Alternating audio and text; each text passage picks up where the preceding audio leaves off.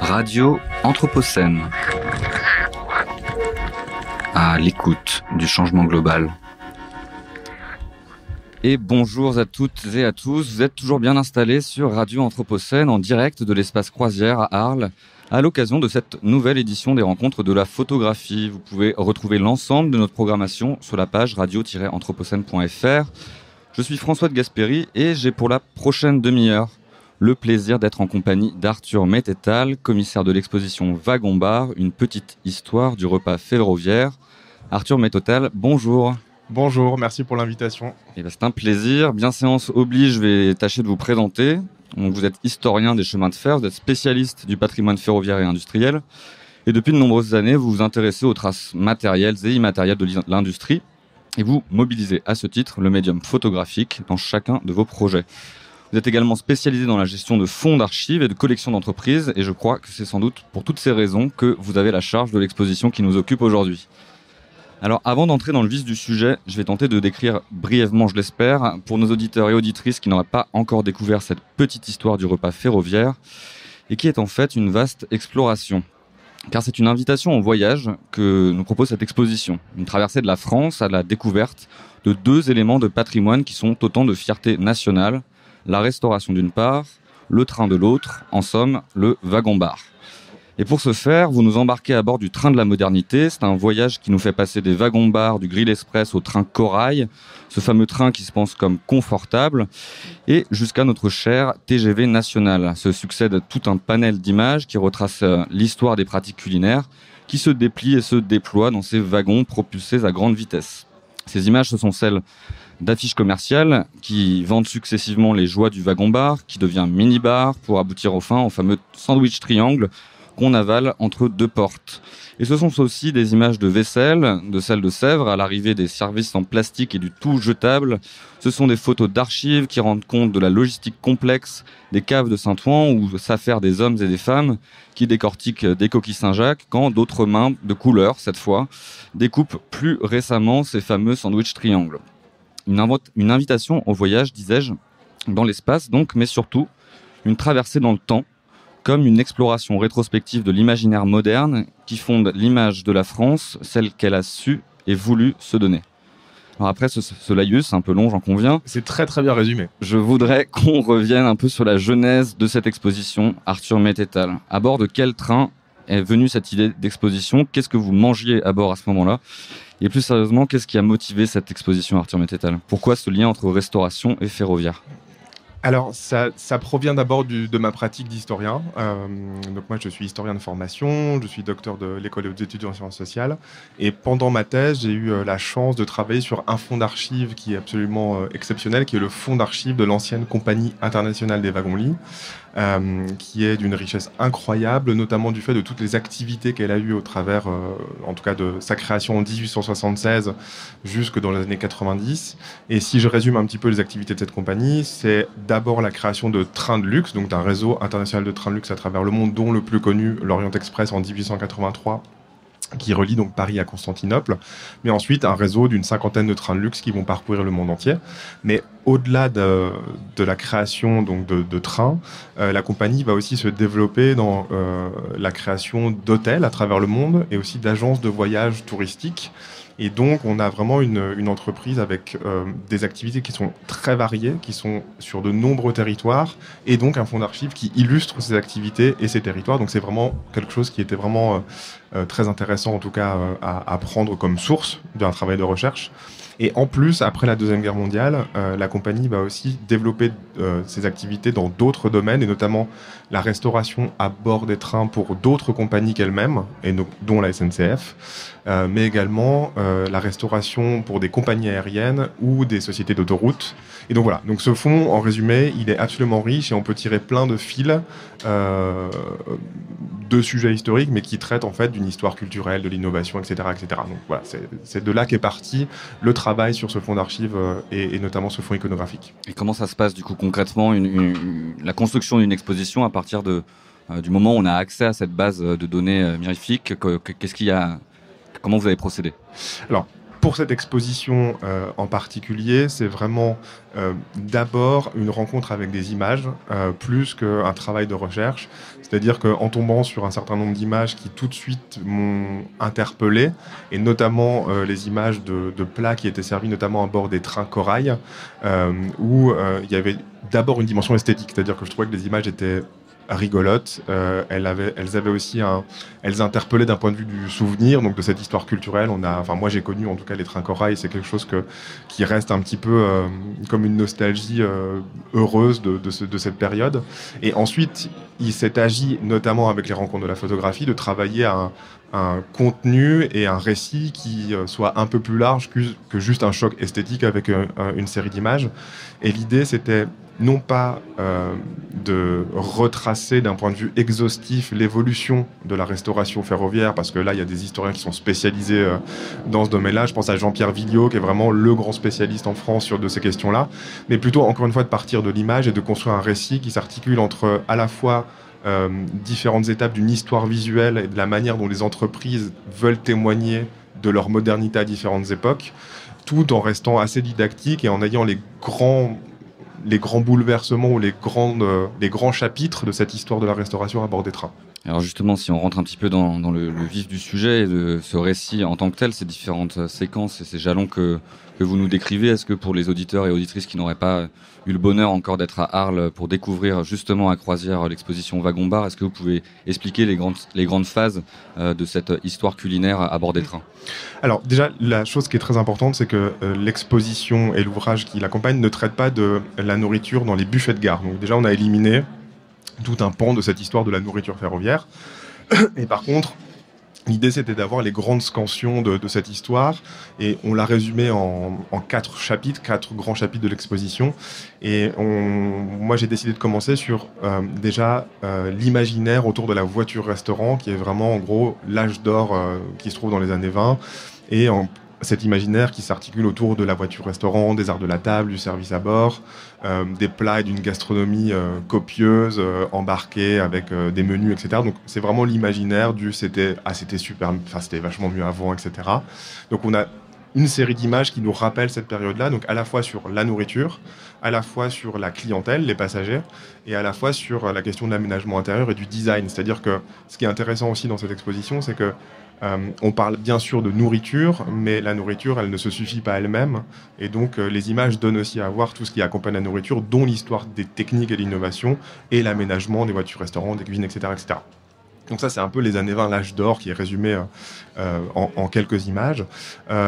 Ensuite, on a eu un glissement après la Deuxième Guerre mondiale, où justement cet imaginaire autour de l'art décoratif, de menus très variés, un peu lourds, et d'une gastronomie classique, va être un peu à contretemps d'une modernité d'après-guerre, et où la SNCF va vouloir redorer un petit peu sa pratique et son offre autour de la restauration à bord des trains. Et donc là, on a des nouveaux trains, des trains rapides qui s'appellent le Capitole, qui donc font Paris-Toulouse, ou le Mistral Paris-Nice. Et là, on a vraiment les débuts, en tout cas, d'un changement en termes d'image et de photographie, où là, on bascule vraiment dans la photographie publicitaire. Et on voit d'ailleurs des images de couples monoparentaux avec une petite fille, une clientèle plus jeune, le design aussi qui est complètement revu. On voit aussi des symboles de la modernité dans les images avec la vitesse des trains, on roule à 200 km/h en 66, etc.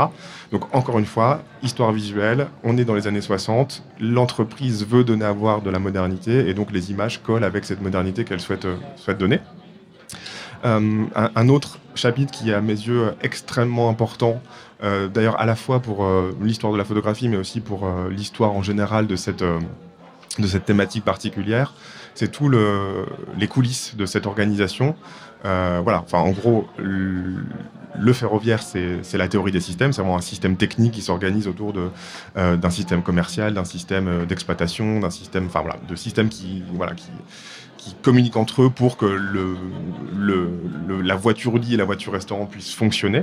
Et ce qui est vraiment intéressant, c'est qu'on a des séries d'images qui, pour le coup, là, témoignent vraiment d'une pratique de la photographie industrielle, qui sont absolument très belles, sublimes, et qui donnent à voir aussi tout ce que la clientèle et les passagers ne voient pas. Donc c'est vraiment les coulisses. Et donc là, on a différents niveaux de lecture. entre un niveau de lecture d'une photographie esthétique où les images sont très belles, mais quand on s'interroge sur le pourquoi de ces images, il y a aussi une lecture qui peut être une lecture d'historien enfin l'image en tant que source. Et là, on peut vraiment commencer à questionner, par exemple, la rationalisation du travail à l'extrême. On peut questionner la question de la place des femmes, la question de la place des travailleurs immigrés. Donc ça, c'est vraiment aussi une autre lecture possible d'images qui sont à la base faites pour incarner une modernité, mais avec différentes approches, on peut lire différentes choses. Voilà, bon, je suis un peu long là-dessus, mais... Et ensuite, on bascule plutôt dans les années 70, où là, on a une série d'innovations qui vont remettre en question cette approche traditionnelle de la nourriture à bord des trains, et notamment la fin de la cuisine à bord, et le fait que maintenant, à partir des années 70, tout est fait en dehors des trains. Et donc, on a des innovations qui apparaissent, le développement de la vente ambulante avec des chariots qui sont le résultat d'études d'ingénieurs, mais d'études de marché aussi. Voilà, c'est pas juste un chariot, c'est plein d'études, mais aussi une étude sur les pratiques alimentaires qui changent des Français. On a l'apparition des voitures self-service qui répondent aussi à l'attente des voyageurs de ne plus avoir à se déplacer, de plus avoir à se déplacer à des horaires fixes, et surtout de pouvoir, par exemple, il n'y a pas de minimum, il n'y a pas de menu, donc on prend ce qu'on veut. Et on peut surtout y aller quand on veut, à n'importe quel moment du voyage. Et donc, ce qui est aussi très important, c'est de se dire que, en tout cas en histoire des techniques et en histoire économique, il n'y a pas de rupture fondamentale. C'est pas on passe d'un système à un autre. Il y a une cohabitation de toutes ces manières, de la voiture-restaurant, du chariot ambulant, etc. Et on arrive donc justement, je suis un peu long, désolé, mais aux années 70 et le train corail qui en fait sont la préfiguration de ce qu'on connaît aujourd'hui avec la voiture-bar du TGV, où la cuisine a été complètement sortie de l'intérieur des trains et tout est fait à l'extérieur. Et on rappelle assez brièvement que c'est aussi une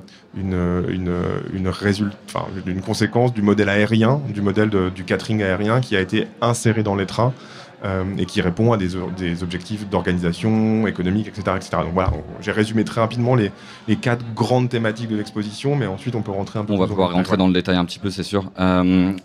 Au-delà de cette petite histoire de la gastronomie ferroviaire, j'ai l'impression qu'elle s'encastre également dans une grande histoire qui serait celle d'une identité française qu'on a pu chercher à mythifier à certains égards. Et vous évoquiez à demi-mot tout à l'heure en préparant brièvement l'émission, le rôle politique de ces images. Je voulais savoir dans quelle mesure en fait ces images ont permis la création d'une identité nationale au sens d'Anne-Marie Thiès, d'images qui fondent et qui forgent un imaginaire national, et dans quelle mesure le train a été un outil pour cette structuration de cet imaginaire, et s'il a été pensé comme tel à ce moment-là, et à travers à la fois la mise en valeur du patrimoine gastronomique et du savoir-faire industriel français. Et question subsidiaire, dans quelle mesure, à bord de ces trains, parce que ça c'est quelque chose qui n'est pas dit, est-ce qu'on pouvait trouver des spécialités régionales, par exemple culinaires de Normandie ou d'ailleurs? En tout cas, sur cette dimension d'un récit, alors... En tout cas, à la fin du 19... Enfin, en tout cas, si on reprend un peu l'histoire ferroviaire, ce qui est sûr, c'est que déjà à l'origine, même en enlevant la gastronomie, le chemin de fer en général est un outil au service du pouvoir politique, en tout cas dans les débuts de son développement. Un outil au service des puissances coloniales, un outil au service des territoires, des empires, etc. Donc c'est vraiment un outil stratégique. Après, si on prend l'exemple de la Compagnie internationale des wagons-lits à partir de 1876 et en tout cas jusqu'à la Première Guerre mondiale et un petit peu après, il est vrai que l'objectif de la compagnie, presque plus un imaginaire national, c'est plutôt presque une identité de marque ou une culture d'entreprise qui est mise en avant. Et c'est plutôt en s'appuyant justement sur le fait de dire à bord de nos trains, vous allez pouvoir manger comme à une bonne table parisienne et dormir comme dans vos propres draps. C'est plutôt s'appuyer sur la culture française et ce qu'elle représente en termes de prestige, en tout cas à cette époque, et de rayonnement. Et donc elle va utiliser donc ça dans un discours promotionnel de ses propres activités. Donc ça, oui, c'est vrai qu'on a cette dimension-là, mais qui est très très visible jusque dans les années 20. Pour revenir, je saute un petit peu, mais sur la question de la nourriture et des plats qui étaient proposés, il est vrai que la compagnie, même si elle dispose de cuisine centrale où on prépare les plats et ensuite on les cuisine à bord des trains, avait aussi, du fait de trajets internationaux, la nécessité d'être avitaillé dans différentes villes. Et donc, il était possible que certains menus ou certains mets proposés s'adaptent aussi en fonction des territoires. Donc ça, c'est une spécificité qu'on a globalement, progressivement perdu, même si à partir des années 70-80 et le marketing, etc., s'appuie maintenant sur des signatures de chefs ou des produits locaux, mais pas forcément, je veux dire, locaux d'un point de vue presque du terroir, mais locaux dans le sens où plutôt écologique ou enfin voilà, des circuits courts, on va dire. Mais du coup, il y a quand même cette possibilité d'évolution et de personnalisation de la nourriture. Et après, pour ce que vous disiez sur ce récit national, j'ai envie de dire que quand on bascule aussi après la Seconde Guerre mondiale avec tous les plats qui nous rappellent une certaine période, donc la quiche Lorraine, le croque-monsieur, enfin voilà, des best-sellers, etc., on est presque plus, alors, pour le coup, dans un récit d'entreprise, encore une fois, mais il se trouve que l'entreprise étant quand même la SNCF, étant une entreprise nationale, on est toujours dans un lien presque fusionnel entre l'histoire de l'entreprise et l'histoire des Français. Et donc, c'est pour ça que la SNCF a toujours un impact très fort dans ce qui se passe autour d'elle auprès d'une grande majorité de la population. Mais donc, ce qui est intéressant aussi, c'est au-delà justement de cette image nationale, c'est comment l'entreprise ou les entreprises se constituent une image de marque et une image qui doit coller en fait aux attentes à un moment donné des passagers. J'aimerais peut-être qu'on revienne sur le fameux train corail qui a été nommé de la sorte pour parler de confort, le train confortable. En même temps, quand on parcourt l'exposition, on réalise que, c'est peut-être mon regard personnel, mais que le train a l'air d'être de moins en moins confortable et que, en tout cas, il y a une redéfinition également au-delà des pratiques alimentaires, mais de la cohabitation dans le train, des espaces vécus au sein du train. Et ces espaces-là s'individualisent de plus en plus. On n'a plus le compartiment, mais on va avoir des espaces individualisés. Le wagon-bar va devenir un espace où il n'y a plus forcément... C'est peut-être après, c'est pendant le TGV, mais on va plus avoir de banquettes pour plusieurs personnes, mais seulement des petits sièges alignés les uns à côté des autres. Et donc à la fois sur cette dimension de la restauration comme capacité non seulement à manger, mais à se restaurer en restaurant le lien social, en ayant cette dimension sociale au sein de ces pratiques, et dans le même temps, la dimension écologique et confortable qui aujourd'hui a l'air de se perdre de plus en plus dans les pratiques. Ouais. En tout cas, ce qui est sûr, c'est que à l'intérieur des trains, en tout cas, si on parle de la compagnie des wagons-lits dès la deuxième moitié du 19e siècle, le lieu des centralités et de mixité. Alors, on parle de mixité sociale, avec toute la nuance qu'on peut y mettre, parce que dans les trains de luxe de la compagnie, on ne peut pas parler non plus de mixité, mais en tout cas de lieu de rencontre et d'échange avec différents profils de personnes. C'est bien la voiture-restaurant qui est le lieu de sociabilité des trains, en tout cas de luxe jusqu'à la Seconde Guerre mondiale. Et ensuite, si on prend l'exemple du corail, donc le corail, c'est vraiment la contraction de confort sur le rail, c'est le concept. On voit qu'on a un concept qui est pensé de A à Z, donc c'est Talon qui l'a designé. Mais enfin, quand je dis qu'il l'a designé absolument tout. C'est du pictogramme au sol en passant par les sièges, même d'un point de vue de la technique, etc. Et quand on voit les images dans l'exposition, c'est vrai que ce qui est mis en avant, c'est vraiment la convivialité, le fait de s'asseoir, de discuter avec des personnes, etc. Donc des moments de partage. Et là, vous avez vraiment raison. Et ce qui est très intéressant, c'est que ensuite, on voit progressivement dans les images qui sont à destination de la promotion de ces espaces de convivialité, la disparition de personnes. En fait, on est sur des images qui ne mettent en avant finalement plus que la nourriture elle-même et des images d'espaces plutôt vides. Et donc oui, ça veut dire quelque chose.